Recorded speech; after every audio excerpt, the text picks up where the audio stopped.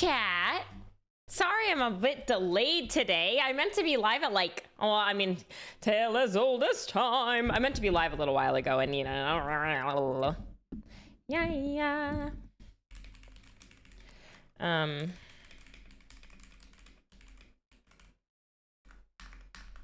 Oh my God. Sorry. Just because.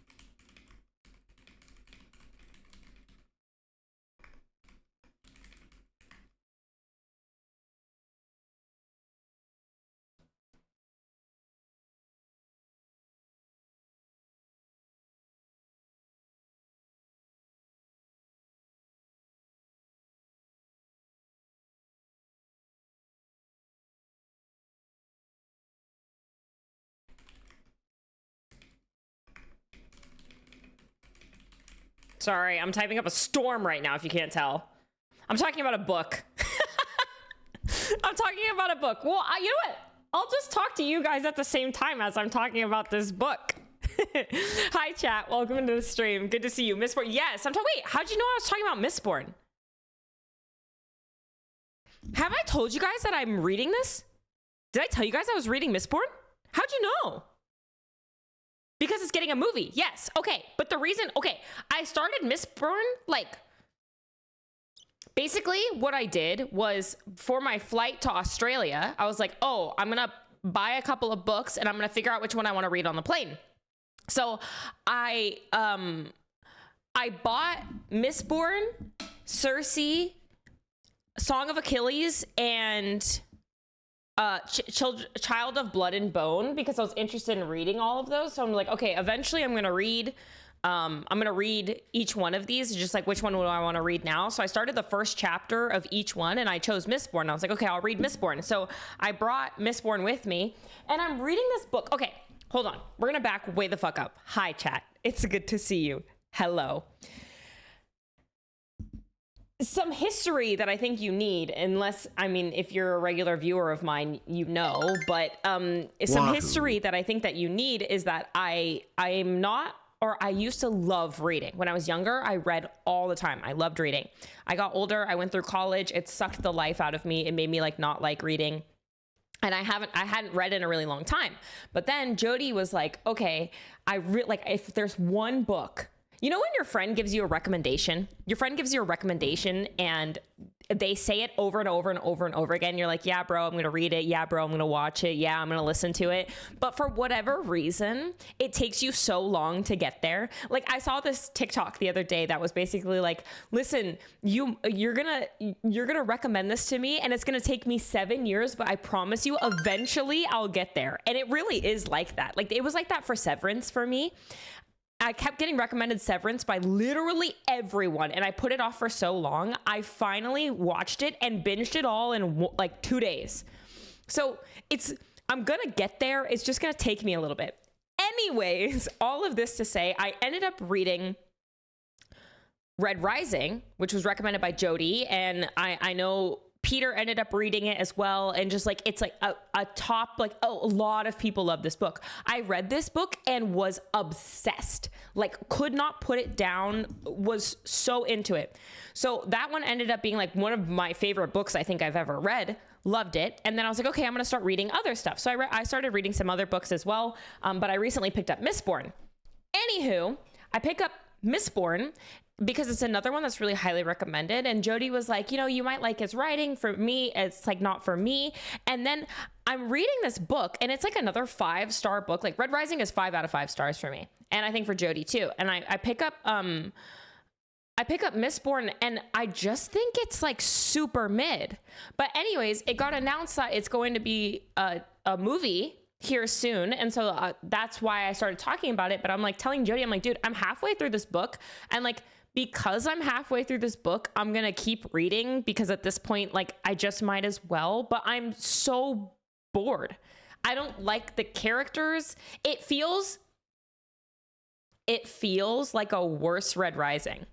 It's essentially the same plot. Like Red Rising is like, kind of like slave worker rises up and overthrows the government and like goes to war, yada yada. Red Rising's a lot more like intergalactic, or it's a little bit more space themed, whereas Mistborn is more on the ground, but it's essentially the same thing. It's like slave workers rise up, overthrow the government, but just way, like, the writing is worse, the characters are worse, the plot is worse, like everything is just worse. And so I've read this book and I fear I've like tasted caviar before I've had like chips, and now all I want is caviar, but there's not that much caviar out there. I think Sanderson's prose is just too blunt for me, if that makes any sense. So that's what Jody said. Okay, here's another caveat to all of the stuff that I'm talking about. I have aphantasia, which means that I cannot produce mental imagery. And so a lot of the times when a writer is very descriptive about things, I get bored because I can't do anything with it. They're like, and her hair was long and golden like the blah, blah, blah, and her eyes were shaped and da-da-da-da. It's like, I can't picture that anyways, so it doesn't fucking matter. Like, I walk away from all of that beautiful writing being like, she's a blonde. Or like if they start describing a scene or a scenery or a skill issue, no, literally, like it's actually just a skill diff. They start describing a scene or the way like the castle looks. It's just, I have to kind of take these things and be like, okay, what's important from this? Like, okay, I can't picture this beautiful landscape, but what's important? They're telling me that the plants are poisonous, or they're telling me that the walls are really tall. And that's kind of how I have to pick apart books that are like heavily descripted. And so Jody was like, oh, I think you might actually like Brandon Sanderson's writing because he's so blunt. He doesn't give you any of that shit. It's really like he said, she said, and then she did this, and then he did this. But as I'm reading this, I'm like, I'm sorry, this is so rude. Can anybody be a writer? Because, bro, like, this shit is as straightforward as it gets. Like, at that point, motherfucker's just telling me a story, like, but without anything. Like, there's nothing there. He's just like, so yeah, then she did this, and then he did that, and then she said this, and then he said that afterwards, and then they stormed the castle. And I'm just reading this, like, I'm halfway through it, and so at this point, I'm like, okay, I guess I'll finish you because I'm halfway through this book already. Like, I have the sunk cost fallacy sort of situation. But holy fuck, do I not like it. Holy fuck, do I think it is super mid. Do you prefer the description? It's funny. I have a really weird relationship with it. I like reading pretty words, so I like the description, but it doesn't do anything for me.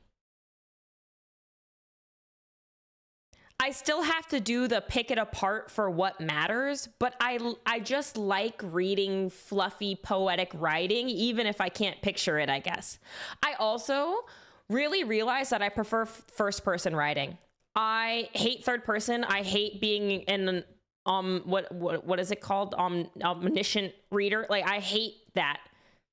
And so I really struggle with Mistborn because in Mistborn it's not written in first person, and so you're getting other people's POVs, and then you're getting just not a fan.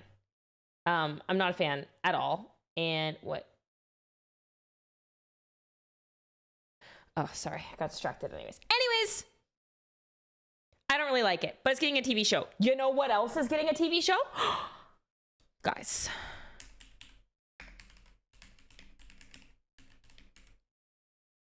Wait, I just want to make sure I'm not lying before I show you this.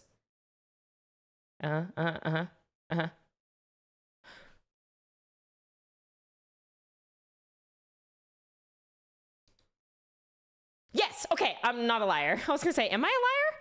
I don't think I'm a liar, but I might be a liar. I'm not a liar. Oh, hello guys. Everybody say hello to yourself. Exquisite Corpses is heading to the big screen. Exquisite Corpses, written by James Tynion and Michael Walsh, is from Image Comics. It's getting a TV show. Now, if you've been to Comic Book Club before, you know I love Exquisite Corpses. I think it's so good, and I'm so excited about this. I think that it's going to be really, if you're into like the dystopian death games situation, I think this is going to be so fucking fire. Did they say, okay, let's see, is it a film adaptation, but is it live action or animated? My thing is, whenever I get these, I really want them to be animated, because I think you could just do so much more. Oh my God, we have so much. Okay, comic book movie pop culture club. That's gonna be today, because we have so much to talk about. I'm probably not going to play any games because I need to go pick up Crash from daycare in just a few hours anyways. And there's literally so many pop culture, movie, comic book, TV show things that I want to talk about, anime, all of it. So today we're just going to yap about stuff, and I think it should be fun. And I saw someone in chat say, something about, we'll see you on someone else's League stream tonight, and you're so right. I'm planning on playing League tonight with my friends. I won't be streaming it, but my friends will. Holy yappers, yeah, I'm just excited. I'm just really excited about so many cool things. So I'm not gonna stream League. Some of you are like, yay, others of you are like, no, but we're gonna talk a lot about TV and movies and pop culture and things like that. So if that's your jam, welcome to the stream. Anywho, I usually prefer when these types of things get animation, because I think that they're better in animation most of the time than in live action when you guys get, or when they do adaptations of it. Have you seen Wonder Man yet? I haven't, but it's on my list of things. Right now, there are so many TV shows and like anime and things that I'm watching.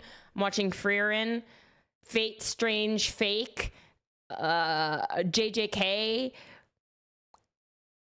Hell's Paradise. I want to watch Wonder Man. There's a new season of Love is Blind Ohio coming out. Very excited about that. And I want to talk about all of these things as well. I want to talk about all of the anime stuff that's going on too. Talking about TV, when is the next OTV video? I'm dying from waiting. I literally don't know. I don't even remember the last time we filmed a video, and I don't know what we filmed and if and when it's coming out. Oh, I think I'm not a part of whatever one is coming out next. I don't think I was here. I think I was gone. Oh my God. And there's a new Game of Thrones TV show, which I heard is getting amazing reviews. I haven't seen it yet. It's on my list of things to watch, but I heard it's getting awesome reviews. Mark, thank you so much for 33 months. Welcome back with the tier 1. Lavender Milk, thank you for 13 months with the tier 1. Ensky Bouvier, thank you for 51 months. Welcome back with the Prime. And TK Fetcher, thank you for 68 months with the tier 1. Welcome in, guys. It's good to see you. Let's do a roll call before I start yapping and I never stop, okay? What's up, Agents of Secrets and Viv and Mr. Blues? Hello, Ghost Shield. Hi, Balbs. Hello, Vanoy. Welcome into the stream, Ricky. Good to see you. Hi, Succulent Milk Steak and Sam and Ghost Shield. What's up, True Potato? Hi, Beth Lockett. Hi, Jay. Hi, Heisen. Hello, Dozer. Hello, Guti and TJ and Luma. What's up, Lorage Quitter? Hi, Sammy. Hi, Kyle. Hi, Vinny. Hi, TK. Hi, Mark. Hello, Sir Shabu. Welcome in, Web Fox and So-Called Jay. Hi, Kyle. Hi, Tired Spider-Man. Welcome in. Okay, we have so much to talk about today. Where do you guys want to start? Do you guys want to start with like TV and movies, or do you guys want to start with comics, or do you guys want to start with anime?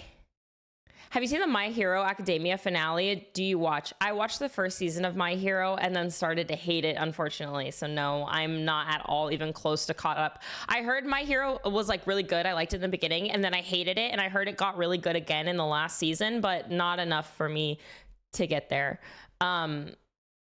Whatever, everything all at once. They do kind of all interconnect. So I do think it'll be a bit of boop, beep, beep, boop. Beep, boop, boop, beep, beep, beep. Politics? No, I'm good, but fuck ICE. I don't want to talk politics, but fuck ICE. Fuck ICE and fuck Nicki Minaj. Okay? What the hell? She went from the best verse on Monster to the worst verse on Monster. Damn it. I rewatched Damn, what'd she do? She's like a huge Trumpy. She literally was just at a Trump rally or a Trump, some fucking thing where he's up fucking yapping, jib-jabbering, spitting random shit. And she went up there and was like, I'm the president's #1 fan, and you'll never see me not supporting our president. Fuck Nicki Minaj. R.I.P. Nicki. Did you see Kanye's apology? I did, actually. And Kanye's apology, I really feel for the guy. Like, I think it's such a weird... I have a lot of thoughts about the Kanye thing. Based on Kanye's prior, like, music and lyricism, I've always considered him to be a really intelligent guy, right? And I think... he, like, growing up listening to Kanye, I'm like, oh, okay, this is like a really intelligent guy who's really in touch with like just the world and things like that, you know, like he just seems really like emotionally intelligent, general intelligence, yada yada yada. So then when he started going off the deep end, like I think it was after his mother passed away, I was very surprised. And then when he came out to say like, oh yeah, I have bipolar disorder and this and that. And, you know, I'm like, okay, yeah. But then he starts saying like anti-Semitic stuff and like disowning the black community and like doing a bunch of like really fucked up shit. And you're like, oh dude, okay. But I read his apology. I don't know if you guys have. And I actually read the whole way through because Kanye was like a big heartbreak for me, right? When he came out and started just being racist. I was so sad because I listened to his music all the time and I always loved his lyrics. Like I loved his lyrics. So that it was kind of like heartbreak a little bit when he just went off the deep end. But in his apology, it's a really long one. I actually think it's really well said and worded. The thing that I liked about his apology most is he accredits a lot of his behavior to his mental health issues and like being in a long stage of a manic episode, but he doesn't use that to excuse what he said. Like he kind of is like, yeah, I was essentially losing it as I'm doing all of these things, but that's not an excuse for this behavior anyways. Like I recognize that it was bad. And now what I want to do now that I'm like getting help and things like that, is I want to rewrite those wrongs. I think if he had gone, oh, I was in a manic episode, like that's not really me, blah, blah, blah, blah, then it would be like, okay, you know. But at the same time, when you're manic and you're bipolar and you're manic, you do all sorts of stuff. I think the other thing is what really matters the most is him getting help, right? Like, exactly. You could be manic, be depressed, relapse, manic again, depression. You know what I mean? Like you can go through that cycle so many times, but the real change is just going to be like getting help. And you have to recognize only you can do that for yourself. Only you can get the help that you need to do those things. So all in all, I thought his apology was really sincere. I hope that he gets help and can be back to a place where he feels good. But I did, you know, a lot of times I ain't reading them fuck ass long apology letters because I'm just like, damn, you're a racist, you're a sexist, you're a fucking pedo, whatever it is. Like, I'm sorry. I said pedo and it made me think of the Lakari thing. And I literally could not believe his statement afterwards where he literally just has like links of CP and then is like, yeah, but that's not mine. I don't consume that. Those links you saw on my notepad of my PC, those aren't mine. Like, bro, what? That was crazy. That was insane. I was just holding them for a friend. I'm like, yeah, I don't know, dude. Like, I think that you just gotta go to jail. Like, I think that's just jail time for you, my friend. Happy New Comic Book Day. Happy New Comic Book Day. Lex, thank you so much for 50 months. So back with the Prime and Ghost shielding for 2 months. I appreciate it. Thank you.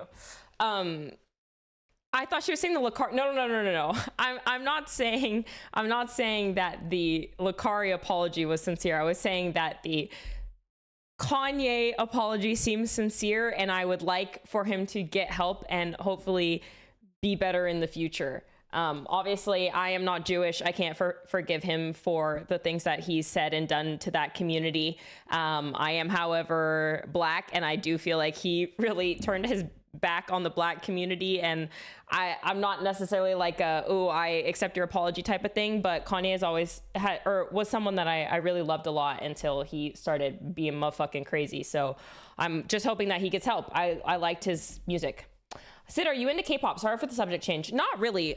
When New Jeans came out, I was really fucking with New Jeans and their songs in the beginning, but then they had their whole weird label thing. The industry itself, I don't like. I think it's like a weird predatory industry. I think that they steal a lot from Black culture in K-pop, and I'm not a huge fan of the music in the first place. I think that their artists are mistreated, and the pay is weird, and all of that's like, I think that K-pop is a really, really bad industry. And then at the end of the day, I don't really like the music. I will say though, Golden, that is the biggest brain worm I've had in the last 10 years.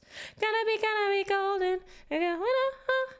Like, I cannot, it's forever the worm is moving through my fucking head. It's always just in my brain. So there are a few songs and bands that I do like, but overall I would say I'm not a K-pop fan for multiple reasons, both ethically and just based off of the music itself. Worm Grabber, thank you for 2 months. Welcome back with the Prime. I appreciate it. Thank you. Cabler, thank you so much for 2 months. Welcome back with the Prime. Girl, not Huntrix. I mean, that shit slaps. Like, what can I say? That song is just genuinely like so addicting. K-pop Demon Hunters has been popping off. No, K-pop Demon Hunters took over the world. Every niece and nephew has seen it, but also every parent and grandparent. Like, I watched it without any children present. I was not watching it with my niece or anything like that. I just watched it of my own. Well, I didn't watch it of my own volition. My friends put it on because they had watched it. My grown-ass friends put it on, and they were like, this movie is honestly pretty good. You should watch it. I was like, oh, I don't want to watch it. But then I ended up sitting in front of the couch like... So, yeah, it was one of those. It was one of those. Okay. We should react to K-pop vids this stream. Me reacting to K-pop vids is not going to be something that you're going to like if you're a K-pop fan. It's going to be, why does he have dreadlocks? Why are they wearing their jeans like that? Does he have a Band-Aid on his face like Nelly? You're not going to like me reacting to K-pop on stream. Unless you're a K-pop hater or you're Black, that's not something you want to watch. I can promise you. You don't want that. The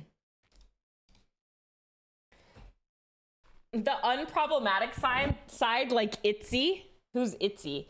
I feel like the thing is I don't know enough about K-pop to be able to really speak on it, but I think that when K-pop was unproblematic was way back when, like the first K-pop groups and bands. But I don't really know. But those ones seem like they had kind of their own thing going on. And then it was like, ooh, let me just take all of this from other people. But then I know that there were some K-pop people who did like some really bad things. So I don't know. I don't know. Maybe they were always bad.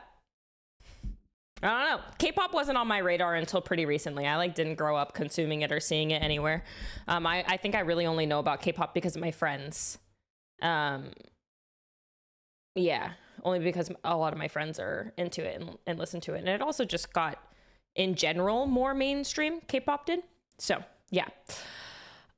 Ooh, I do love me some Japanese city pop. That shit bangs. All right.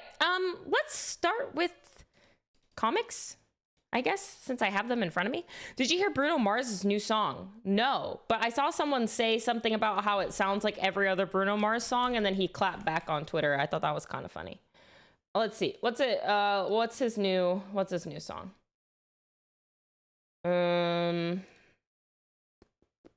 Is it this one? I Just Might. We'll have it in the background. The thing is, I don't care if Bruno Mars songs all sound the same because they're all fun as shit. Like, they're all a party. So it doesn't bother me. It might all sound the same, but I ain't mad about it. Yeah, they're just like good. They're not like, oh, I'm going to learn all the lyrics and I really like this song and I listen to it in my off time. But it's more like, if I want a feel good song, I'll always put it on, you know? Yeah, it's just like they're just like feel good songs. That's okay with me. And then some of them I would say are better than others where I'm like really excited, but I'm okay with it just being Oh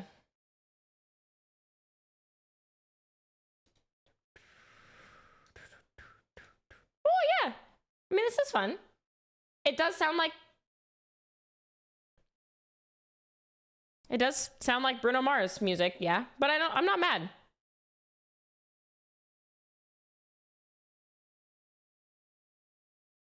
Okay, we'll have this on the background while we talk about comics. Okay, guys. It has been 3 weeks since I've been to the comic book store. So I picked up so many new things. So many new things. We'll talk about, yeah, holy. It took me, normally I'm in and out of the comic book store in like less than 15 minutes, but it took me 2 comic book stores in an hour. No, they did have one in Australia, but when I went, okay, so comics come out every Wednesday, right? But I'm in Australia and I'm like, well, we're technically a day ahead in Australia. So I wonder, do comic books come out on Wednesday here or do they come out on Thursday? So I went into the comic book store on Wednesday in Australia, and they said normally comics do come out on Wednesday, but there was a plane crash, and because of the plane crash, all of Australia is a week behind in comics. I don't really know what it was, but it was crazy. Okay, wait, the crazier part of the story is I went into this comic book store in Australia and I'm looking at the new comic book section and there's a guy in there and he's like, "Are you Sydeon?" Oh, whoa, yeah, whoa. And then he was like, "Oh, hey, yeah, I've seen your stuff before. That's crazy." I was shocked. So then I asked him, I was like, "Hey, like, where are the new comic books?" And he was like, "Well, we normally get them kind of late. And on top of that, there was a car crash. And so they're extra late this time." But I thought it was kind of insane that someone in a comic book store in Australia knew who I was. Anywho,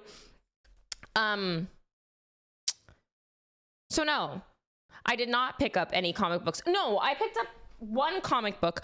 Basically, he was like, "So we don't have any new comic books, but what we do have is there's the local Australian section right there if you want to check out some local Australian what's this? Not artists. What's not the art one, but the other one? Writers. Yes. So then I went to the that section and I took a peek and I just picked whatever one kind of stood out to me, and I picked up I Want You for the Uprising.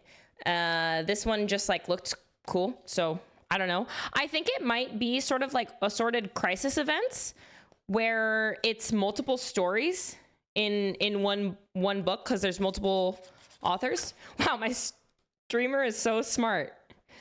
Yeah, because there's multiple artists and writers in this one. So I haven't read it yet, but I was like, oh, cool. I picked up a local Aussie book.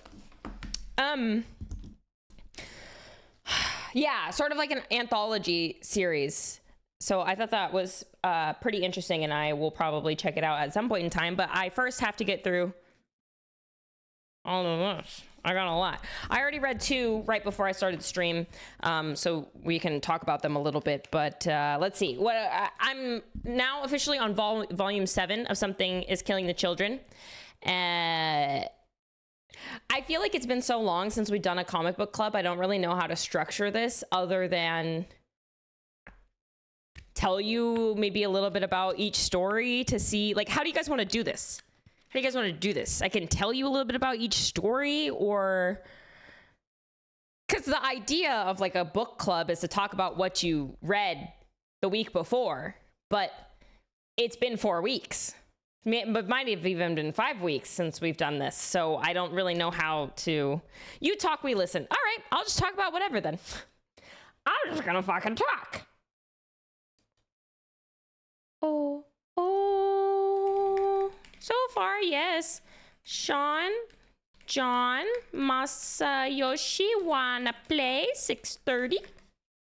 Sean's in. Whoa! League of Legends. Not until later. Don't worry, guys. Me and my friends are making our League lobby now.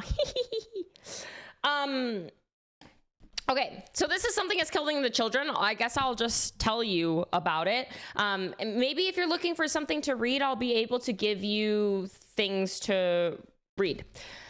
She's a League of Legends streamer. No, I'm not, but I'm so addicted to League of Legends right now, and I don't stream it very often because, well, I just got addicted recently, and two, my chat hates it. So, yeah. I don't know, you guys say you hate it, but then when I stream solo queue, it's hella fun, and like chat is having a good time, so I don't know what the fuck you guys are talking about.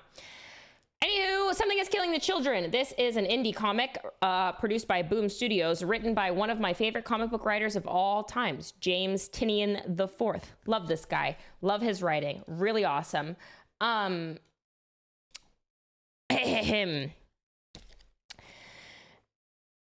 This story is essentially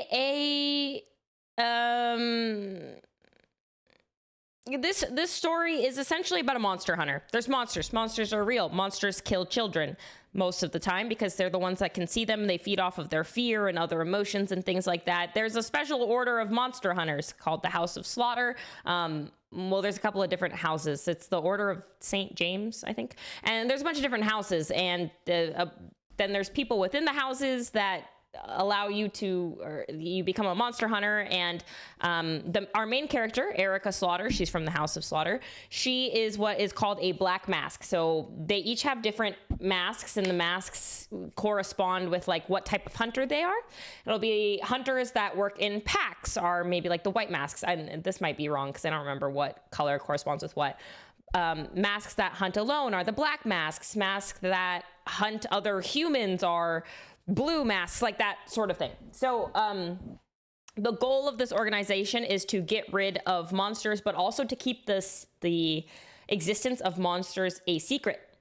So the order itself will basically, anyone who survives a monster attack, because they don't want people to know that a monster is there. So say a monster goes to a town and starts eating a bunch of children, and they can't tie up the loose ends. They'll literally just kill people. The main character doesn't fuck with that. She's like, yo, you can't just like kill people. So she kind of goes off on her own and does her own thing. The first arc was really good. We get our first monster. We get to see her defeat the first monster. And the second arc right now is her kind of getting... the Order's mad at her because she keeps telling fucking everybody about monsters. She basically keeps telling everybody about monsters. So we're on to our second monster. Our first monster was pretty like, it was just kind of like a ooh scary monster. But this monster is a shapeshifter, and it turns into people and then eats them. And it gets smarter, and it can become more human-like the more people it eats. And at this point, it's eaten quite a lot of children. So this is Something is Killing the Children. It is my favorite indie horror read ever. Like, I think that this one is so fantastic. I'm on volume 7, and this is still, volume 7 is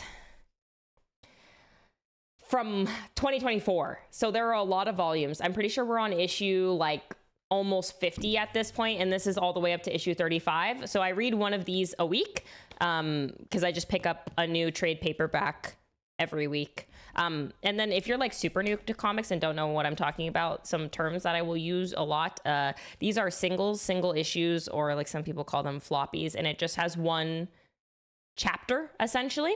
And these are trade paperbacks, and they will have multiple chapters. So they'll have issues like 1 through 5. So it'll be a little bit of a bigger book, and it'll be volume 7, issues 1 through 5, something like that. This is called a trade paperback. These usually come out a couple months after multiple of these come out, if that makes sense. So that's Something Is Killing the Children. If you want to read that one, I would highly recommend. This was recommended to me by my TikTok comic community and Dub. Okay. Should we talk about this stack of things that I picked up today? So these are all unread, just picked up unread books. Literally picked them up today. I'm 3 weeks behind, so I had to get a lot. I had to get a lot of things and catch up with a lot of things. And there were some things that were really hard to find and other things that were easier to find and yada, yada, yada. So it took me like an hour of scavenging through the comic book store. What are you most excited to go through? Okay, so this is really fun because I actually have already ordered it. You know when you're eating food and you save the best bite for last type of thing? You know what I mean? I do the opposite for comics. So I start with the things that I'm most excited to read. So as we go through this, it's going to be the things that I'm most excited to read to the things I'm least excited to read. And then if for 3 weeks in a row, this least excited to read is at the back, I'll just stop picking it up. Because at that point, like, why am I even buying it? I don't want to read it. I'm putting it off for so long. This one is a variant cover that I picked up, so that I'm just going to set it aside. But this is from DCKO issue number 3, which was, I think, last week or 2 weeks ago. And I picked up this Wonder Woman cover. What I really wanted was the Zatanna cover, but it was sold out. So I got this Wonder Woman cover, which matches this Wonder Woman cover. It's her in her god armor. So these two are like kind of the same armor. So that one is just what I picked up. Now, there are 2 books that I read prior to stream, so we could actually talk about them, and we will talk about them a little bit. 1, Absolute Wonder Woman issue number 16. This is the first like legit appearance of Absolute Zatanna inside of the Absolute universe, inside Absolute Wonder Woman. So I got this beautiful Zatanna cover. Very excited. I just finished this like literally right before stream. And basically in Absolute Wonder Woman right now, she so much to talk about with Absolute Wonder Woman. Let me backtrack. If you are unfamiliar with the Absolute universe, it is one of the best things that has happened to comic books in a long time. And I think the best initiative in comic books right now, the best group of things to read in comics. If you want to get into comic books, I would recommend picking up anything from DC that starts with Absolute. You're in business. They can be read as standalones. You don't need to know prior stuff, but if you do know prior stuff, a lot of it will come off as really interesting because it's a flipped universe. It's essentially an alternate universe from our main DC universe. It's created by one of the villains of our main DC universe named Darkseid, and this Absolute universe is a real dark, it's like if the entire universe was made in the image of a villain with like pain and sadness and suffering. And so our main heroes all have like a big character trait kind of taken from them. So for Wonder Woman's case, instead of growing up with the Amazons and Themyscira, which normally that's where she's from, she was plucked by the gods from the Amazons and given to Circe, the witch, to be raised in hell. So her kind of worldview and things like that are a lot different than growing up with the Amazons, but she still has a lot of the exact same character traits, and she was raised by the goddesses, essentially, which is really cool. So she lives with Circe, who's her mom, and the goddesses come visit her and teach her lessons essentially throughout her life. And we get to see different depictions of them. So we get our first look at Aphrodite. And I really loved her design. And my favorite thing about the way the Absolute Wonder Woman artists draw all of the people is that it's very obvious who they are. Like as soon as she pulls up, I'm like, oh, this is Aphrodite, you know? And I think that that's really nice. We get to see Artemis as well and her like change forms, which I thought was really cool. So this is Artemis in her like humanoid form. Thought she was incredibly badass. And oh yeah, speaking of the paneling is like some of the most interesting ever. So like this is one of their fight scenes. This paneling. You can see all of the punches and things like that. And I just thought that they do a really, really good job of making interesting panels. Ultimately, the story is kind of like leading up to the climax at the end. Kind of looks like my abs. Yeah. Holy shit. She became fitness goals. It's all kind of leading up to the very end, where in a prior issue of Absolute Wonder Woman, she briefly meets Zatanna, who is working for essentially Wonder Woman's main enemy, who's like trying to bring her down, make her look bad in front of people, and kill her ultimately. So Zatanna binds Wonder Woman's magic to her magic. And in this rendition of Wonder Woman, she's super heavily focused on her magic. Like, I think a lot of the times Wonder Woman is just very like punch, kick, lasso, sword. But in this one, she does a shit ton of magic. So a lot of her powers are now bound to Zatanna, and we get to see Zatanna in the very end with Dr. Poison and Cheetah and what's her fucking name? Holy shit, my bad. And this little squid person who I actually don't know. I don't know who this squid thing is. Anyways, yeah, they're like, we're the Suicide Squad. So they come and then they almost kiss. Giganta, thank you. I was like, why can I not remember her name? And then they almost kiss. And Zatanna calls Wonder Woman cute. Twice. She says, hey, cutie. Hey, cutie. Yeah, it's a very gay week in DC. I'm loving it a lot. Anywho, so that's kind of the issue of Absolute Wonder Woman. I'm just really excited to see them duke it out. It's part one of 5. So we just get 5 issues. We get 5 issues of Zatanna and Wonder Woman almost kissing. So that was pretty awesome. This was a very good issue. Very excited about it. Now, well, I'm surprised you read the comics. I thought people just collect those for cover art. I mean, like, part of it is collecting, but mostly so far now, I would say people read. But there are things like, I bought 2 issues of DCKO. This one I will not read. It's already sealed, but I bought it just for this cover art. And then I bought another issue, and then that's the one that I'll read. But that's not really why I bought 2. I bought 2 because the first comic book store I had only had this issue. And so I was like, okay, I guess I'll take it so that I can read it. But then the second comic book store had this one, and I was like, oh, okay, well, that's the cover that I actually wanted. So anyways, but there are some where I will just pick, like there are some where I will, sorry, I'm trying to scoot in. There are some where I will just pick it up because I like the cover art and I have no intention of maybe ever reading it, or maybe I will go read it, but it's not like I'm excited about it or anything like that. Is there absolute John Constantine? Not yet. Not yet. Maybe in the future. I don't know. We have no really timeline for the Absolute Universe, so I think there's a chance that the Absolute Universe goes on for like a really long time. And they've introduced so many people. Like, obviously, we have the main titles, but we've introduced so many people into the Absolute Universe. We're getting Poison Ivy soon. We have Absolute Joker, Absolute Lex Luthor, or Absolute Zatanna, like Absolute Hawkman. There's so many people, so I wouldn't be surprised if maybe we get to see John Constantine in the future. I don't really know. We'll see. Yeah, Catwoman. The next series that we're getting is Absolute Green Arrow, but there also is Absolute Catwoman, which I'm very excited about. So, that was Absolute Wonder Woman. Already read it because I was most excited to read that one. And then Absolute Batman issue number 16. So good. This is our second Absolute Batman, Absolute Wonder Woman crossover. So the first one was Absolute Wonder Woman issue number 15.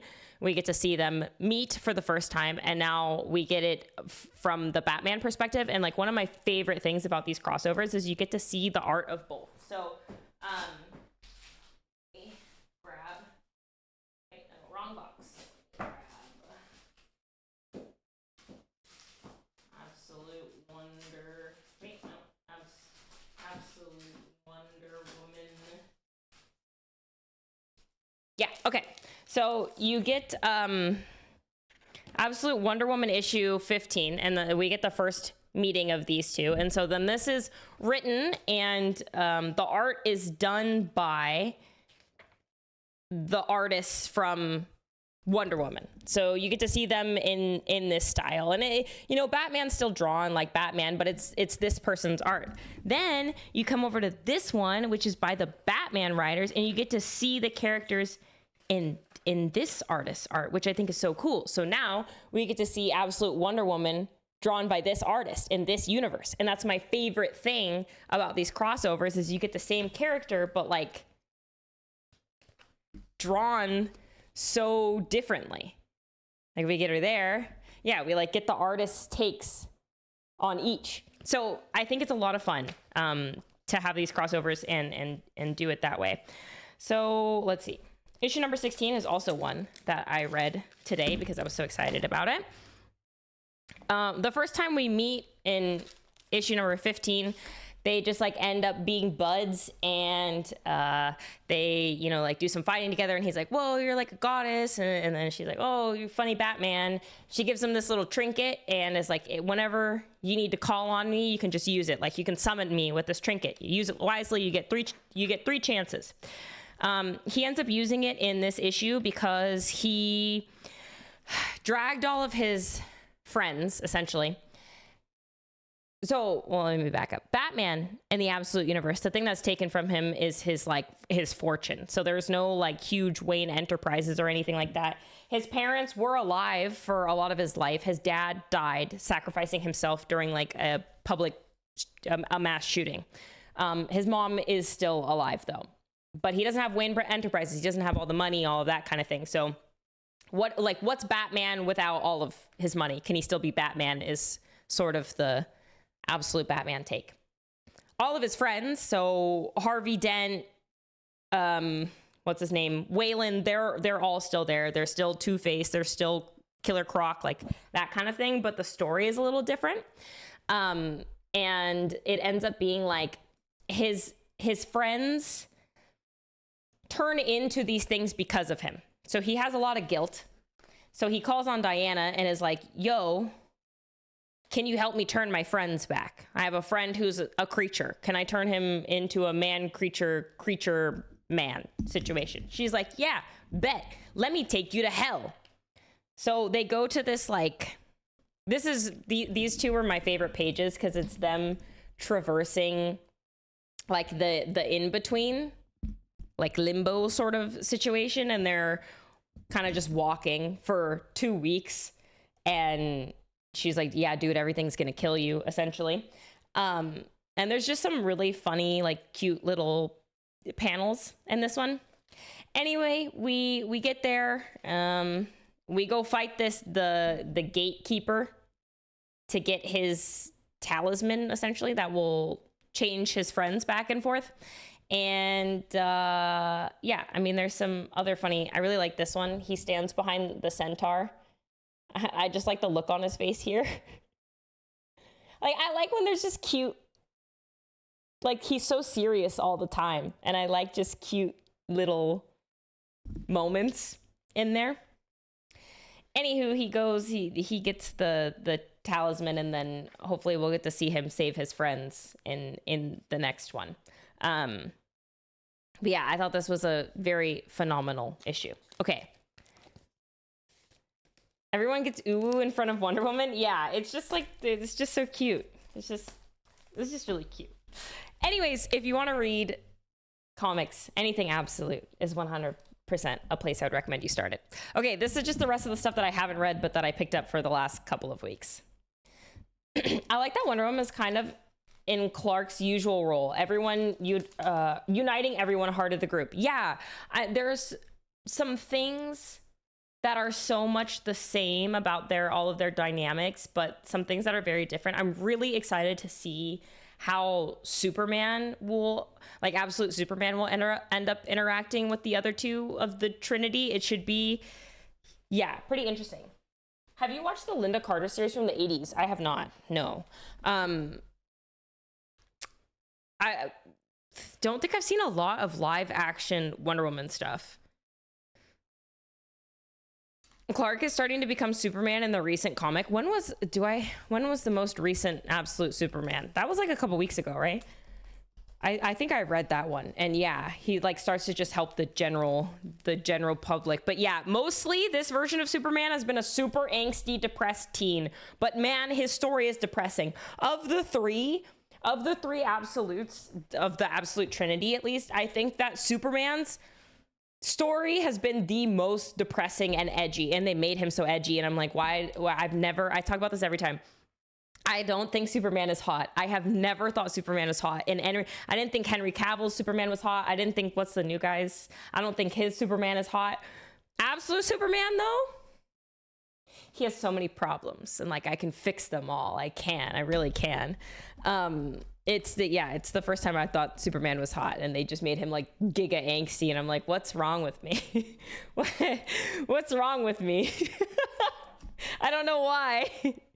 I don't know why that's what finally attracted me to him, but yeah. Superman being 6 foot and still being the shortest of the three. Oh, okay. I don't think I showed you guys the A cover of this one. So this is one of the variant covers, but the A cover of this is so great because you get to see the height difference between the two. Like Wonder Woman is by far the biggest, and I love it. It's so good. It's so good. They just make, like, in all of the little silly panels with the two of them, they just make him look like a tiny little, like, bat child. And then in everything she's in, she's just like fucking mommy. Okay, so as I was saying, these ones are ones I haven't read, but I'll just give you a little like chat about them, I guess. DCKO issue number 3. I actually don't know what we're going to see in this one, and what this one is going to look like, but it's a part of the tournament arc DCKO situation. Absolute Martian Manhunter. This is finally back. There's been 2 issues since it started coming back out in December, and then this is the newest one. This one is one of the coolest reads ever. I haven't read this one in particular, but I just want to show you the art by Jamal Campbell, Jamal Campbell, like one of my now favorite artists. He also did as a Tana story, and it's just some of the most unique art and paneling ever. Really colorful. I can't think of another artist or book or anything like that that gives me the same feeling that Absolute Martian Manhunter does. Jamal Campbell did bring down the house. Yes. Yeah, he did bring down the house, and I loved him in that one, and I love it in this one too. Then continuing on with DC. So basically I have it, as I said, we're going to go through this in a most excited to read, least excited to read. So DCKO number 3, really excited. Absolute Martian Manhunter, I will also probably read like today. And we have a lot of DCKO stuff coming up here. So Green Lantern Galactic Slam. This one is like a side story of DCKO. I don't really know what this is going to look like. I think I need to read DCKO issue number 3 to understand what's going on. We'll see, though. Then we have DCKO, The Kids Are All Fight Special. This one, I'm assuming, is, we get Batgirl and Cheshire. This is Cheshire, right? Yeah, and whatever, the fight, Superboy. I don't know who these 2 people are, but anyways, we're gonna get like a kids special of them fighting, doing some sort of something with DCKO. Not sure. Then we have the tie-ins, Flash and Superman. These 2 have been my favorite DCKO tie-ins of all of the tie-ins. I think that they're really good, so I'm excited to continue these stories. Then I picked up Justice League Unlimited issue number 15. This is always a DCKO tie-in, the Justice League ones, and I got the Mr. Terrific variant cover. I'm really excited because February is Black History Month, and I'm going to make a Black History, or I'm going to make a black wall, essentially. I'm going to make a black comic book character wall, and I'm excited, but I'm also nervous because I'm like, there are not that many covers with black people on them, but I think I have enough to fill this. I've got Nubia, I've got Mr. Terrific, and I've got Storm, but I'm like, every time I think about how little black characters there are in comics, it really just grinds my gears. But happy to see some people getting a little more love, but I would love I'd love a little bit. I'd love a little bit more. Vixen. I think I have one Vixen cover, but it's not like she's ever had a solo series. So, or maybe she has, but it was like really old. It was like a mini, you know? Is Catwoman black? No. Has been a point of contention of mine with comics for some time. Yeah, the diversity is like so lacking. Like when you think of the biggest characters in DC, none of them are black. And when you think of the biggest characters in Marvel, it's like really the only one is Storm, right? And like, yes, you can say there's blank and there's blank and there's blank, but it's not the biggest characters, right? It's not like the most, you know? As a Native American, I never thought of it much. Yeah, I mean, there's even less Native American characters. And the thing that I always complain about is when you do get a character, it's very stereotyped. It's like, okay, we get a Native American character, but his name is Warbird, and he wears like, it's like, okay, yeah, I mean, yes, a tribute to the culture, but at the same time, can they also just like be named whatever, or like, oh, we get a black superhero, but it's like named Black Panther, or, you know, like that guy's like, can they just be a character and they also happen to be black, or they also happen to be native, or they also happen to, you know what I mean? But it becomes their entire identity. It's like, oh yeah, I'm black, and it just bothers me a lot. Mirage is really cool though. Mirage. Is that Marvel or DC? Why do I not? Oh my God. Wait. Danny Moonstar. I forgot that her name is Mirage. I always just call her Danny Moonstar or Moonstar. No. Like, I know, like, see, I hate having this conversation on stream because then basically it becomes well, let me name all of the characters that do have this. But like, realistically, when you look at those people, how many of those people are like actually in the spotlight? And then it's like, okay, we get a black Wonder Woman, but we have to name her Nubia. It's just kind of, you know, I don't think that there are small points of representation, but I don't think it's anywhere near where they need to be. So, agent whose power is martial arts. Yeah, exactly. Like, if you get it, you get it. And if you don't, then you're the person who like names a bunch of characters who also happen to be black. But that's not the point. It's not the point. Okay. I haven't watched Wonder Man yet, but I'm very excited. I heard it's getting amazing reviews and like it's one of the best projects they've put out. So I genuinely cannot wait to get to that.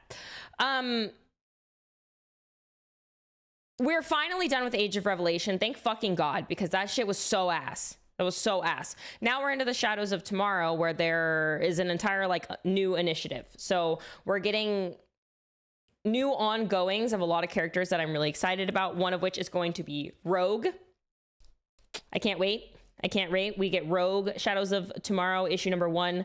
I don't know anything about these writers or artists, so I don't have expectations in that front, but I'm looking forward to seeing this. And, you know, we get Mystique and Destiny on the cover, so these are characters that I'm all really excited about, so I'm really praying that this is decent.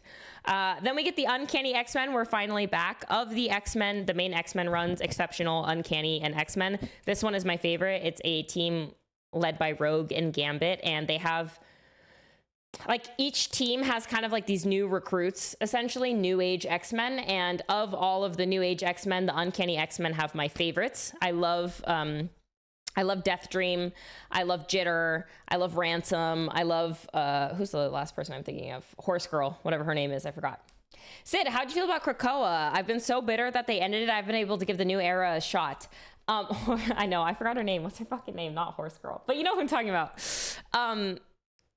Krakoa, I agree with everyone, was the best era of X-Men. It's really sad that they brought it to an end, and the new era is super mid, but I'm just reading it because I'm an X-Men fangirl. So I gotta read it. Although I will say I skipped over Age of Revelation because it genuinely was just so bad. Then we have the main X-Men run. This is still the epilogue of Age of Revelation. We're still kind of wrapping things up, but I'm just waiting until we're done with that bullshit. Then Doctor Strange issue number 2. I remember issue number 1 being like super mid, but I'm going to keep reading it because I like Doctor Strange and mostly because I love Angela. So, yeah, I remember it being really mid, and I don't know how I feel about the art. It's not my favorite art. It's like a little too cartoony for me, and I know what you're thinking, Sydney. You're literally like reading cartoons, basically. but the art just doesn't feel right for a Doctor Strange story. Like, look at the fucking villain. He looks like an anime villain. I don't know. It's just something about it's not right. It's like a little off, but I'm going to give it a couple issues. I'm going to, like, why does Doctor Strange look like that? Why does he have an eyebrow lift? I don't know. It's just, I just think something's wrong, but I will keep going for a little bit, I suppose.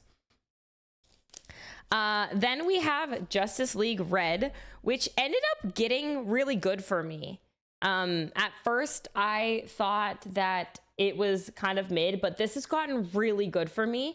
And when we finally get to the scenes with Black Adam, I realized I love Black Adam as a character. He's such an asshole. I was like, oh my God, this guy, like, they wrote him like just such a fucking dick. I love it. So I originally was going to stop picking this one up, but then I gave it one more chance and I think it's really good. So I'm enjoying this a lot. Then Black Adam is so good. Yeah, all right. My first real exposure to Black Adam as a character was unfortunately The Rock. I've seen him in other stuff, but I've never like really read him. So I watched the movie and I was like, oh, I don't think I like this guy. But now, even just having like a taste of him in this comic, I'm like, oh, okay, wait, I think I really fuck with Black Adam. I also picked up the mainline Wonder Woman run, and I'm sure you're wondering, Sydney, why? If you guys have not heard all of the press about the mainline Wonder Woman run, it's been written by Tom King, who has a lot of really good and highly recommended books, but then also is just For a correct Krakoa take. Only you can bring me out of Twitch retirement. Your Cyclops hate still hurts me, though. Uncanny Keith, thank you for 5 months. Welcome back with the Prime. I don't hate Cyclops. I just don't love him either. I think that he plays the role that he's meant to play, but the role is not my favorite. So yeah, basically Tom King has been writing the mainline Wonder Woman run, and everybody has been fucking hating it. Like absolutely hating it and hating him and what he's done with the character, and has just like belittled Wonder Woman down to be like a kind of like a stay-at-home mom type of situation. And so people are just really pissed about it. Now, I haven't read any of it, so I can't personally speak, but I have seen Tom King butcher characters and just kind of be a misogynist. So I was really excited because issue number 29 and issue number 30 are both written by Stephanie Williams, who is a writer that I really like. She writes Roots of Madness, and she's a Black woman. And obviously there's very few Black women writers in comics. And so I'm always excited to read her work and support her. But anyways, there's been this huge initiative to pick up issues number 29 and 30 to kind of like show DC that we don't want him writing Wonder Woman anymore. So I have not picked up issue 1 through 28 of Wonder Woman, but I will be getting 29 and 30, and then I'll be putting it back down again. But I'm excited to see what's in here. I have no fucking idea what's going on. Then Exquisite Corpses number 9. This one I just talked about a little bit earlier because it's getting a TV show or a movie. I'm not sure which one. It just says getting film adaptation. It's getting a movie.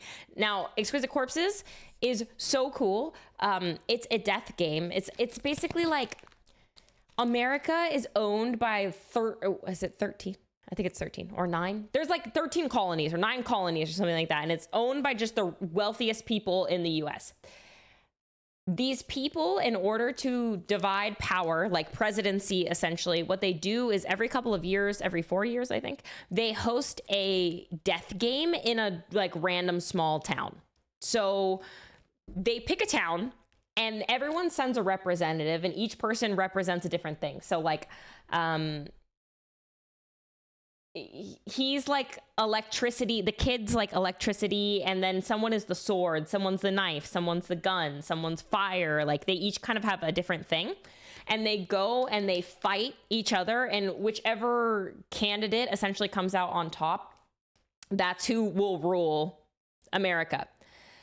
But they drop them in an unsuspecting town, like just a random ass town, and they tell local law enforcement. So all the cops are gone, but all of the civilians and everyone else is still there. So all these people are just getting murked, essentially. And the people who are in power make side bets, essentially. So it's like, it'll be like, okay, obviously you want your champion to win. But on top of that, if your champion takes out the most amount of civilians, I'll pay you $500,000. Like whichever person takes out the most amount of civilians, whoever does the most public damage, whoever kills the most other like tributes, essentially. So it becomes like this really twisted, and I mean, it's already twisted and sadistic, but it becomes like a massacre of this town. Each of the characters is pretty cool because they all have their own unique story elements and things going on. But my favorite thing is actually the main character, who you couldn't really tell or like kind of knew was the main character until the most recent episodes. I don't want to spoil anything because it sounds like maybe people are maybe are going to read this. So I don't know that unless you guys, everyone says, yeah, spoil it. But the person who ends up being the main character, who I didn't think was going to be the main character, was a character I liked even before they became the main character. Like I was like, oh, this is a cool character. And now they're getting more heavily involved, and it has me just absolutely in a chokehold. And of course, this one is written by Sydeon, who again, I said is one of my favorite writers. So it's just fucking good. And it's going to be getting a movie. So if you want to be a step ahead of the curve and be ready for the movie, then I would highly recommend reading Exquisite Corpses. I don't normally have an appetite for richest families control the world story much these days, but I'm starting to think I should give it a shot anyway. So I felt that way about Something is Killing the Children and Exquisite Corpses. I was like, I don't really have an appetite for monsters and monster killers, and I don't really have an appetite for government death games stuff right now because I've read a lot of it, or I just am not in the mood. I think that you can read, it doesn't matter what mood you're in. I think it just genuinely does not matter what mood you're in. They're just both really fucking good books. So, I picked up Nightwing issue number 134 because it's a new Nightwing arc, and I'm not going to go back and read issues 1 through 133 because I don't like Nightwing that much. He's hot, but I don't like him that much. I picked this up because I was like, maybe it's a good jumping on point, so I'm going to give it a try. I hope I like it, but I don't really know. I have like mid expectations for it as someone who like hasn't read a lot of Nightwing. But his cheeks are on point. They are. Like I said, the man's hot, but yeah. Dalen, thank you for 22. Welcome back. Planet She-Hulk. Issue number 3. So far, I think the story's been kind of mid, but I just really like She-Hulk as a character, so I'm going to continue to read it anyways. Feel the same way about Black Panther Intergalactic. Everything that kind of came out of Imperial for me afterwards has been mid. What I will tell you I am no longer pulling is Nova Centurion, okay? I read the first 3 issues of it, and it's just not for me. That one is like pulling teeth. Reading that is literally pulling teeth. I cannot get through any more Nova, so Nova is no longer being picked up by me. But I think everything post-Imperial has just been a little like, I think Black Panther Intergalactic is Then we have Wiccan Witch's Road. I'll be honest, I don't even remember what happens in the first issue. I think he loses his magic or something. He loses his magic and he meets the Baba Yaga. That's what happens. Yes, I remember because the last page was her being like, I'm the Baba Yaga. And I thought that was fun. And you know me, I love magic. So definitely will be reading this. Then I have Strange Tales issue number 4. I actually don't know when this is finished. Do they only have John Wick? Guys, did I tell you I watched the ballerina? Ballerina from the John Wick universe. That shit was ass. That shit was so ass.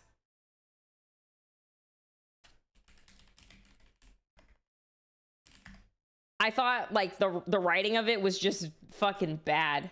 Why can't I find Strange Tales?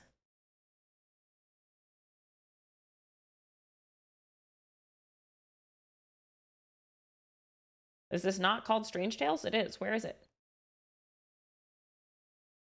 Oh, there we go. This is a mini series, but I don't know how. Writing, how was the action? The action was fine, but the movie, like, it's an airplane movie.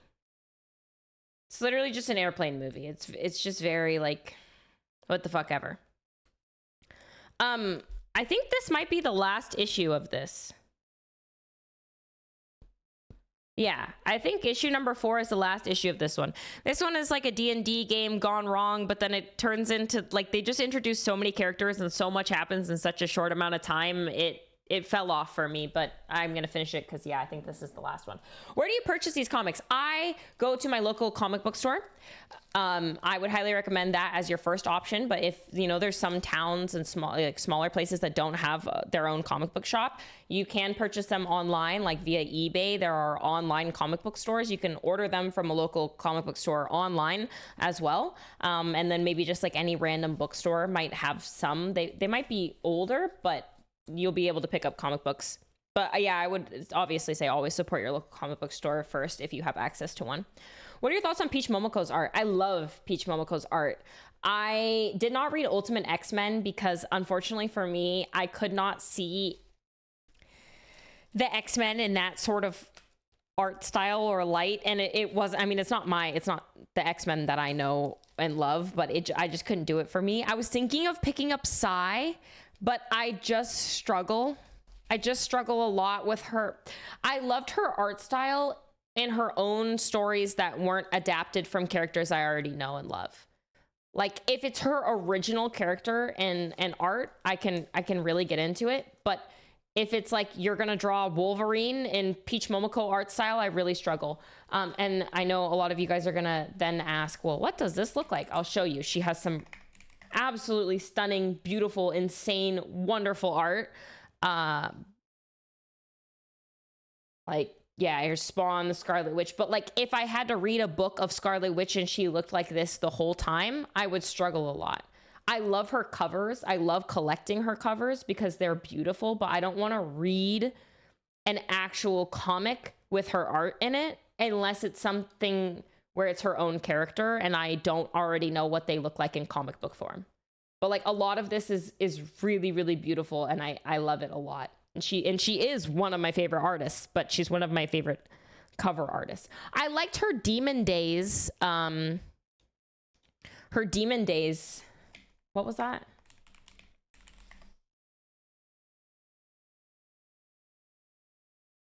Yeah, her Demon Days one. This one was not bad. Demon Days Mariko, but it was like a character I didn't know. So then it's like I could read it. Otherwise, I definitely do struggle quite a bit to read her stuff. But I do like collecting it.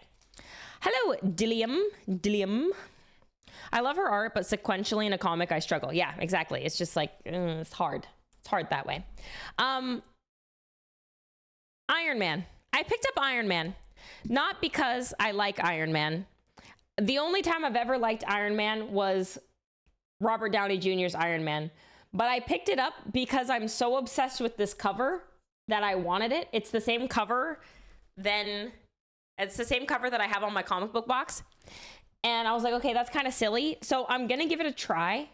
I'm also really interested in whatever character this is. This like villain character. I'm going to give it a try. Hopefully I like it, but I don't have high hopes. Then I picked up the Avengers number 34. It's the Legacy comic number 800. So I picked this one up because of its cover as well. And I haven't read the Avengers, but I think a new story starts here. So I technically could start, but this is why I picked up this book. It's because it has the wraparound cover of all of the Avengers on it. And I believe issue number 35 or Legacy 801 is another wraparound like this as well. And these are some of my favorite comic book covers. So I picked this one up. And I think this is a new story arc. I'm not sure. I don't know if this is a good jumping on point or not. And if not, then this is going to be one of those ones where I don't read it, but I just collect it to collect it. So Iron Man in Earth's Mightiest Heroes was cool too, but he kept mirroring Robert's portrayal. Yeah, I think basically what happened is Iron Man was always like kind of mid. Then we get Robert Downey Jr.'s Iron Man, and it's like, oh my God, I love this, but it's not translated in comic. And then if it is,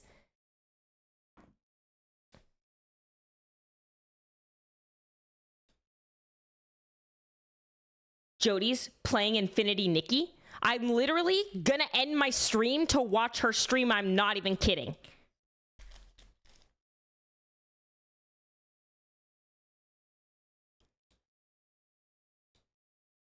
You're playing Infinity... Jodie! You're playing Infinity Nikki?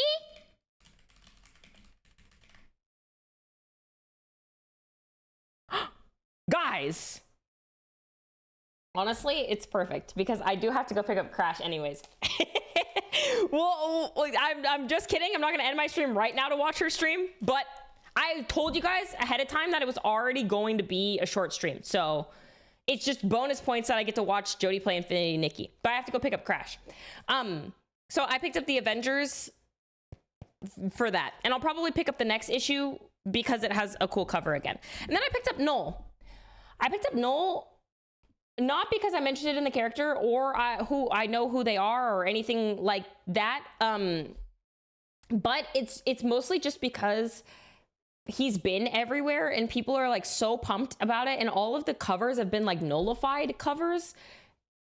So I'm like, he must be a big fucking deal. I guess I'll pick it up. So that's everything that I picked up for this week. And what will happen is next week we'll talk about these. If I'm live next Wednesday, hopefully I will be. God, everything's been a mess. My hope is to talk about these books next Wednesday and then pick up next Wednesday's books as well. And we can talk about those then and do a recap, because what I want this to look like is we talk about last week and then we talk about what we picked up this week, but it hasn't been that way because I haven't been able to be consistent. I'm trying to think, is there anything in my finished box that I want to talk about as well? I don't really think so. I don't think I finished anything recently, but I do want to talk about what's coming out next week as well, so that you know that. Next week, wait, sorry, what did I do here? Next week, we have a much smaller week, but still an exciting week. This was a really big week for DC, but next week is a little bit smaller. We have Absolute Green Lantern number 11. I haven't caught up on these yet, but I'm really excited to do so. Then we have Absolute Superman number 16, and this one's gonna be pretty cool because this is a follow-up to Absolute Evil. Hawkman is working with like the villains essentially in the Absolute universe, and so we get to see Superman versus Hawkman, which I'm really, really excited about. And honestly, the A cover is beautiful. I'm super hoping that I just get the A cover here. Still playing Marvel Rivals? No, I want to every once in a while, but like I don't put aside time for it. I'm addicted to League of Legends. So then we have the Avengers. Like I said, this is another one of the wraparound covers with more Avengers characters. So I'm going to pick this up, but then I also fell in love with this one, this Storm cover. So I'm going to try and get this variant cover as well, just because it's like so fucking cool. Then we have Batgirl number 16, another one I'm not caught up on, but I'm just collecting as I attempt to catch up. Batman number 6. Oh, you know what what I do want to talk about? I want to talk about,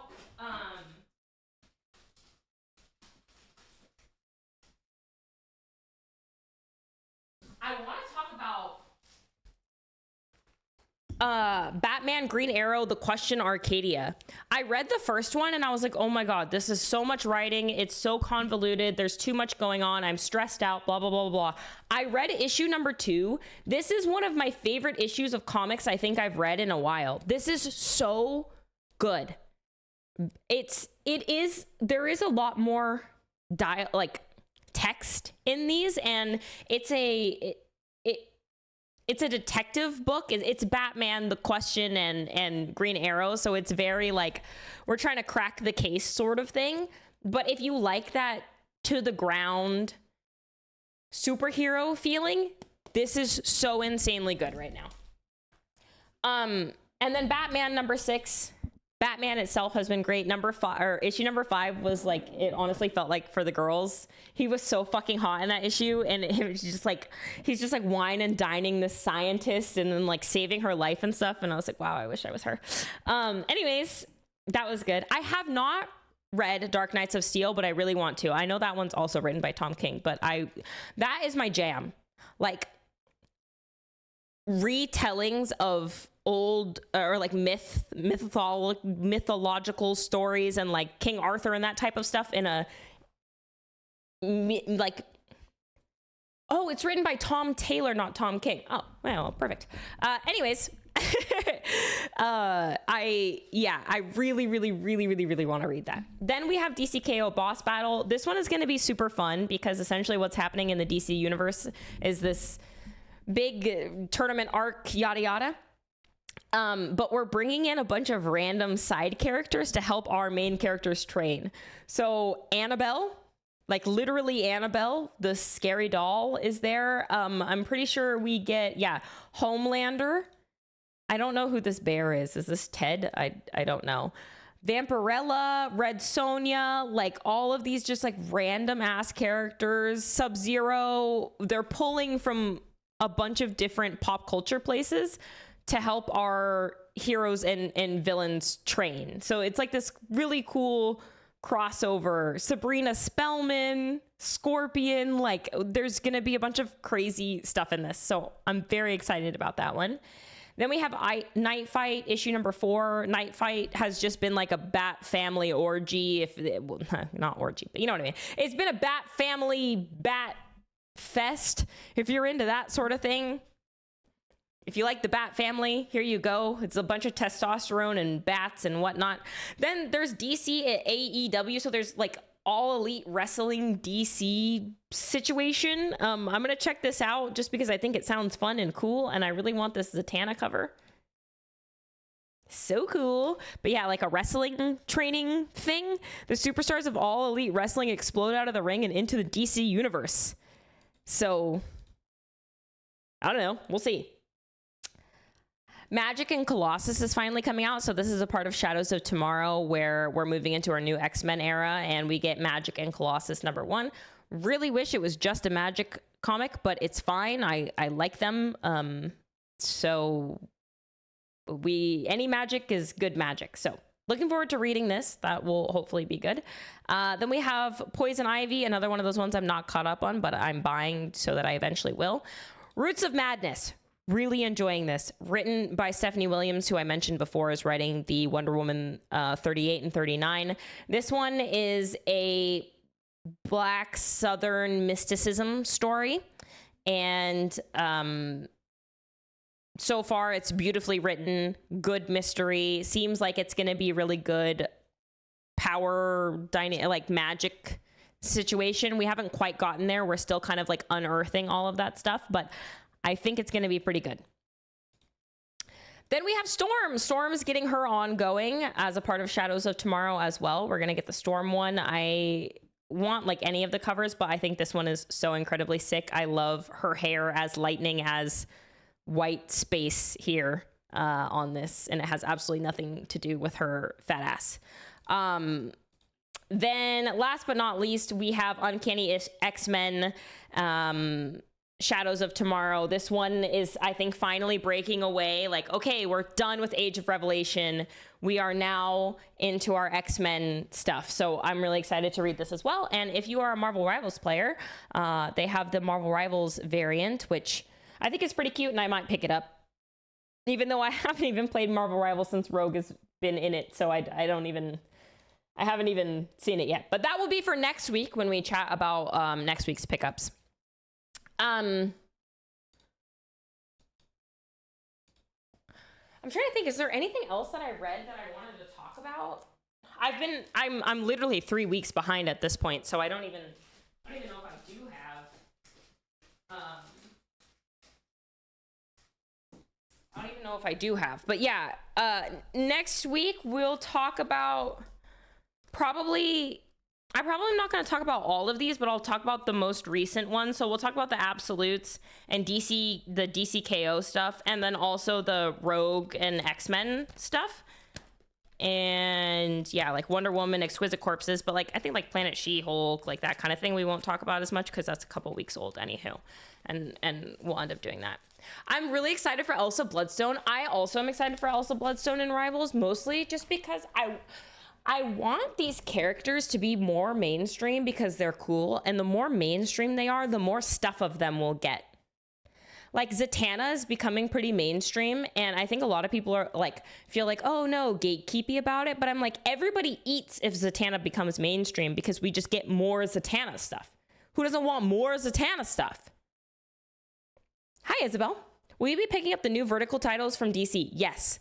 I need to read the synopsi of them all so I know which ones I want to get, but I also might just try them all.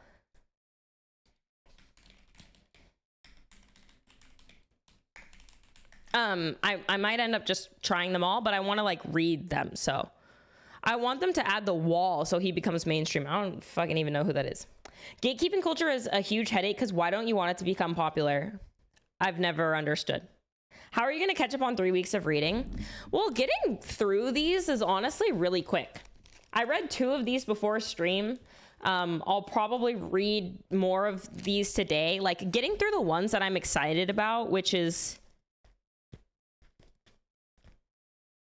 this entire stack. Like this is, I'm really excited to read this. And this is like, I'm looking forward to reading this. This, I would not be surprised if I got through today. I also have been trying really hard to implement good habits. So one of the habits that I've been implementing is putting my phone down an hour before bed and reading an hour every night. I kind of switch off. When I have comics to read, I'll read comics before bed. But if I don't, then I read my books. But tonight, instead of reading Mistborn, which is kind of like pulling teeth, I'll probably end up reading all of these tonight instead. If only Guillermo del Toro made that Justice League Dark movie, Zatanna would be much more powerful then. Oh my God. Guillermo del Toro on a Justice League Dark movie would be so sick. Why don't you fuck with Mistborn?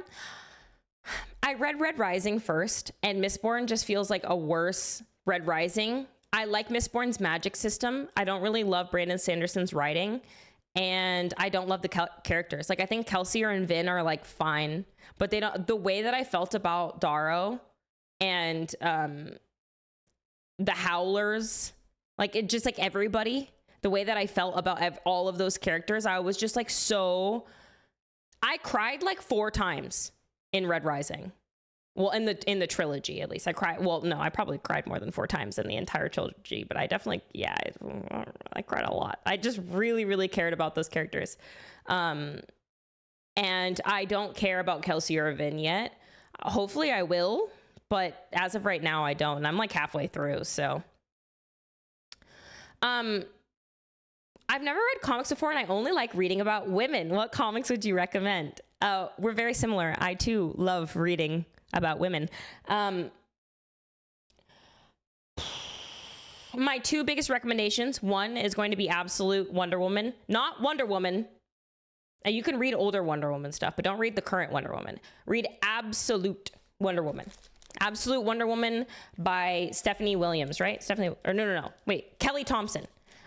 Kelly Thompson writes Absolute Wonder Woman. It is beautiful. It's got magic. It's got Greek mythology. It's got Wonder Woman being her most wonderful self. And my other recommendation is going to be probably Zatanna Bring Down the House would be my other one if you like reading about women. Those are like my 2 big ones. What else is really good? I mean, there's a lot of other good stuff, but what else is like really good? What? The Magic Run was good. It was fine.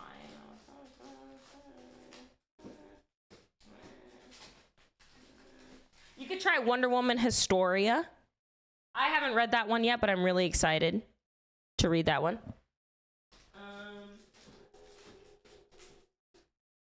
Green Lantern Dark. That one's pretty good as well. Do you like reading manga? Not as much because I don't like that it's in black and white. I don't like that it's in black and white very much, but I'm gonna start. Skara gave me Berserk, so I think Berserk will be like the first manga that I read eventually. But it's like one of those, I don't know when I'm gonna pick that up because I have so many things to read. I have my book, I have Circe, Song of Achilles, Mistborn, and Child of Blood and Bone, and then I have all of these, and these come out, you know, I get new books every week, and then I have that, and then I have all of the things that I'm watching, and so it's just a lot. What about manhwas? And it's not my favorite. Like, I wouldn't choose it over a comic book ever, I don't think. I remember Sid saying she was going to drop Absolute Green Lantern, and then she picked it up again. Yeah, because it got better. It got better, but I'm still like 4 or 5 issues behind, I think. Berserk is a tough read. Yeah, I heard it's like super giga depressing, so we will see. I think I prefer anime over reading manga, and all of the good manga usually gets turned into an anime, so then I'm like not complaining. I got so many reads, but I can't, because you get overwhelmed. Yeah, it's really easy to get overwhelmed. Like, really, really easy to get overwhelmed. And I just try and take it a little bit at a time. And there's also no rush. It's reading. Like, it's reading. Do it whenever you want. I haven't seen Wonder Man, but it's on my list of things to watch. My list right now is Pluribus, Wonder Man, JJK, Hell's Paradise, Fate Strange Fake, and Frieren. Those are like my things that I'm currently watching or will watch. I need to finish Alien as well. I need to finish Alien Earth. I have like 3 episodes left, I think. What are those keychains? I have a Cypher hat from Valorant and Soul Fighter Gwen Chibi from TFT or League. Are you caught up to episode 4 of JJK? No, I've only seen the first 3 episodes. I have seen Peacemaker. I finished Peacemaker. I really liked it. I haven't seen Heated Rivalry yet, no.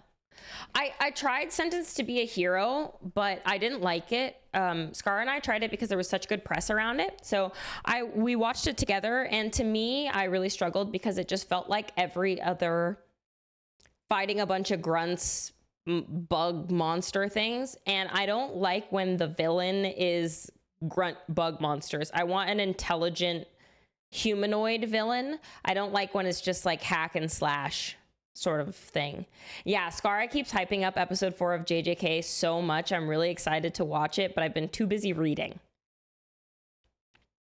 How do you have time to read and watch when you're addicted to League? Yeah, that's the thing. I don't really. So I play League all night, and then I leave myself an hour before I go to bed, and I end up reading, but now I'm really far behind on watching. But there will be some nights where we don't play League, and those nights where we don't play League are the days where I catch up on my shows and my reading. My life is League of Legends, TV, and reading comics right now. Is Gachiakata on your watch list? My friend's been bugging me to watch it, but I don't want to be let down. I already finished Gachiakata. It's so fucking good. Gachiakata is like one of my favorite, and it's in my top 10 already on just the first season. I'm a big Soul Eater lover, and I'm pretty sure the mangaka is the same one from Soul Eater, and so I just like was immediately drawn to it, and I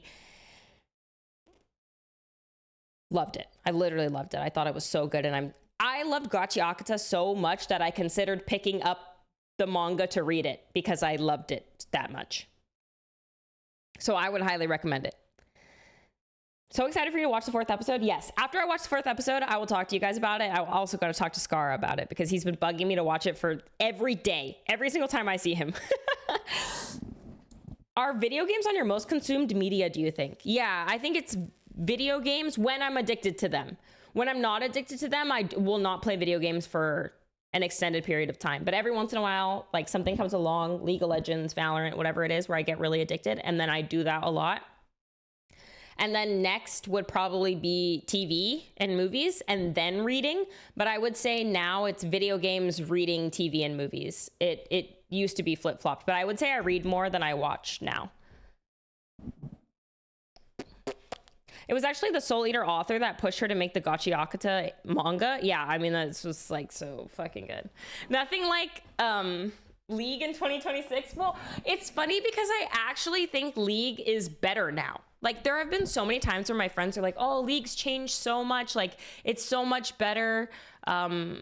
Everything's different, yada, yada, yada. And then I go and I play it. I'm like, this is the same fuck ass game as it's been forever. But this time, the changes that they made are like legit changes.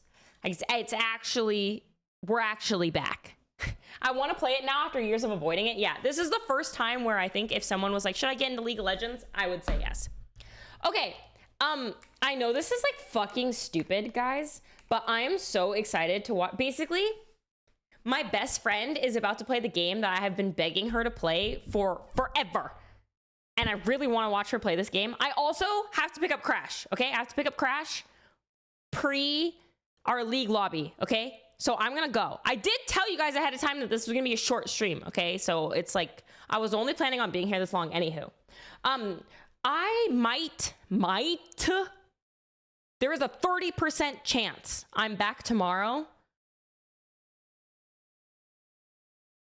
There's a 30% chance I'm back tomorrow. I will not be back on Friday because Friday I'm going to be like working all day, doing other stuff. But I'll probably, if I don't see you tomorrow, then I'll see you guys this weekend. I'm going to send you over to Jody so we can all watch her play Infinity Nikki. So excited. Thank you for hanging out with me for Comic Book Club. I hope you guys enjoyed. I will see you guys next Wednesday for sure for more Comic Book Club. And yeah, happy reading, happy gaming, happy watching. Thanks for hanging out with me for a fun little short stream. And see you guys next time. Okay? Okay.